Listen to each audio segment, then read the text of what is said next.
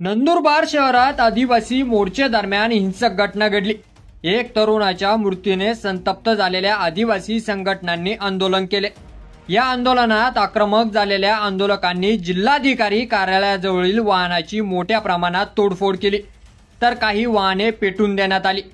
जमावाने नियंत्रणाबाहेर जाऊ नये म्हणून पोलिसांनी प्रयत्न सुरू केले। लाठीचार्ज करण्यात आला, अश्रू गॅसचे गोळे सोडण्यात आले, पण जमाव आक्रमक झाला होता। या घटनेनंतर बंदोबस्तासाठी असलेल्या पोलिसांनी आंदोलकांना पांगवण्यासाठी लाठीचार्ज केला। यामुळे काही काळासाठी नंदुरबार जिल्हाधिकारी परिसरात तणावाची स्थिती निर्माण झाली। दरम्यान आता पोलिसांनी आंदोलकांवर लाठीमार केल्यामुळे हे प्रकरण जास्त तापण्याची शक्यता आहे। आदिवासी संघटना नेमका काय निर्णय घेणार याकडे आता सर्वांचं लक्ष लागलेलं आहे। तसेच आंदोलकांची दखल घेऊन प्रशासन आदिवासी तरुणाच्या मृत्यूची चौकशी करणार का हेही पाहणं महत्त्वाचं ठरणार आहे। मात्र मिळालेल्या माहितीनुसार मारहाणीत तरुणाचा मृत्यू झाल्यानंतर दोषीवर कारवाई करावी अशी मागणी करण्यासाठी हजारो आंदोलक जिल्हाधिकारी कार्यालयापुढे जमा झालेले आहेत। यावेळी आंदोलकाच्या हातात अनेक फलके होती। याच आंदोलनाला अचानक हिंसक वळण लागलं। आंदोलकांनी जिल्हाधिकारी कार्यालयाच्या परिसरात उभे असलेल्या वाहनाची मोडतोड केली। काही प्रमाणात दगडफेक झाल्याची घटना घडली। तसेच जिल्हाधिकारी कार्यालयातील गाड्यांची तोडफोड केलेली आहे।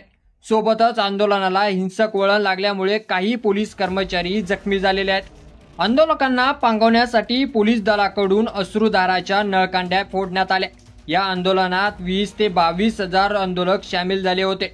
जखमी झालेल्या पोलीस कर्मचाऱ्यांना नंदुरबार जिल्हा रुग्णालयात उपचारासाठी दाखल करण्यात आलेले आहेत। पोलीस कर्मचाऱ्यांसोबतच काही आंदोलकांना देखील इजा झालेली आहे।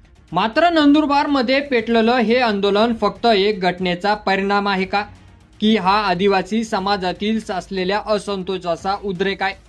एक तरुणाचा मृत्यू, त्यानंतर उसळलेला संताप आणि पुढे हिंसाचार, यामागचं खरं कारण तपासातून समोर आलं तरच सत्य कळेल। पण एक गोष्ट स्पष्ट आहे, नंदुरबारमध्ये पेटलेली ही आग आता महाराष्ट्राच्या राजकारणाला चटका लागल्याशिवाय राहणार नाही। की यावर तुम्हाला काय वाटतं? तुमचं मत आपल्या कमेंट बॉक्समध्ये लिहायला अजिबात विसरू नका। आणि असेच नवीन व्हिडिओ पाहत राहण्यासाठी आपल्या मराठी एल्गार या यूट्यूब चॅनलला सबस्क्राईब करा। धन्यवाद।